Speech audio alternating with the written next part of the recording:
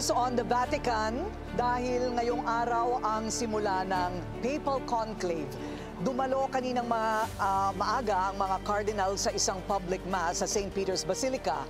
Ilang oras bago sila magkukulong sa Sistine Chapel kung saan gaganapin naman ang botohan para sa bagong Santo Papa. Set in motion na ang ilang ancient ritual bago pa man i-lockdown ang mga kardinal sa Sistine Chapel, kung saan sila boboto para sa bagong pinuno ng simbahang Katolika. Isa na rito ang pagsira sa Fisherman's Ring ng yumaong si Pope Francis at ang seal na ginagamit niya sa mga dokumento para masigurong hindi na ito magagamit ng iba. Nangyari yan sa General Congregation ng mga kardinal na ginanap sa bisperas ng conclave. Dito rin napag-usapan kung ano ba ang kailangang kalidad para sa future Pope. Kailangan shepherd, bridge builder at reformist. At sa panahon ng kabi-kabilang sigalot, kailangan daw ng isang Santo Papa, a Pope of mercy and hope. Tikom pa rin ang bibig ng mga kardinal na sasama sa conclave, pero dalawang pangalan ang madalas ngang napag-uusapan. One is an Italian cardinal named Pietro Parolin. He's been a senior Vatican official for 12 years, serving under Pope Francis. He's seen as a quiet Vatican diplomat who might be able to kind of get things done in a quiet, efficient way. Another is Filipino Cardinal Luis Antonio Tagle. He's a former Archbishop of Manila who came to the Vatican 5 years ago for Pope Francis to lead up the Church's chief evangelization office. He's someone who is sometimes even referred to as the Asian Francis. He's known for a quick smile, speaking off the cuff, and really wanting to continue some of Pope Francis's reforms. Kasama sa paghahanda sa conclave, isinara na rin ang mga entrance sa Apostolic Palace. Ito ay para masiguro ang seguridad ng mga kardinal at ang secrecy ng kanilang botohan. Many cardinals we speak with say that it's actually the informal parts of their time together which are more informative. During the conclave, they will stay together at 2 Vatican guest houses behind the Vatican walls. They'll be sequestered from the outside world, and they'll have meals with each other. They'll pray with each other. They'll see each other in the halls. And it's in those private moments, perhaps at a coffee break or having a meal, when they might talk about what they're hearing and who they think might be the next pope.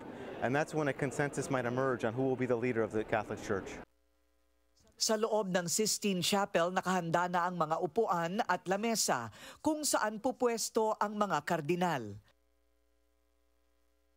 Handa na rin ang voting equipment, ang mga balota, at ang tinatawag na Room of Tears o Crying Room. Dito dadalhin ang nanalo sa botohan kung saan siya magbibihis. Matapos isuot ang papal cassock, ipipresenta na ang bagong Santo Papa sa central balcony ng St. Peter's Basilica.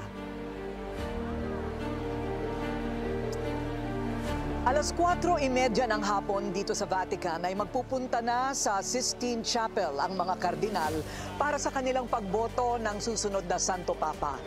Ngayon, nakakuha kami. Binigay ito ni Willard Cheng sa akin bago ako umalis ang Pilipinas. Ito yung kopya ng Misalet na ginamit nila noong panahon ni Pope Francis. So magiging parang ganito rin ang hahawakan ng mga kardinal na Misalet na bawat isa ay mayroon mamaya sa kanilang pagdarasal at sa kanilang pagboboto.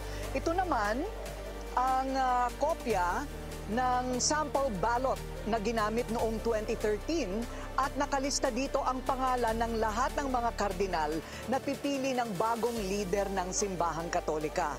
At mangyayari na ang unang botohan mamaya.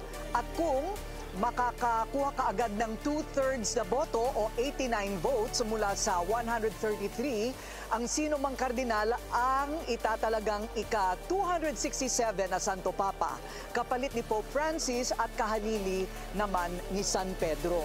So sa ngayon, medyo eto na, bumabagsak na ang malakas na ambon at lahat ng media ay nagpapayong na. Maraming salamat dito kay Arvin na humahawak ng aking payong dito po sa harap ng St. Peter's Basilica. Umuulan man o umaraw, magbabalik pa rin kami para sa ating pag-aanalisa tungkol sa mga papabili.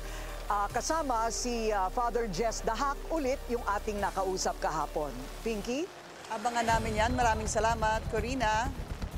Live mula po dyan sa Vatican.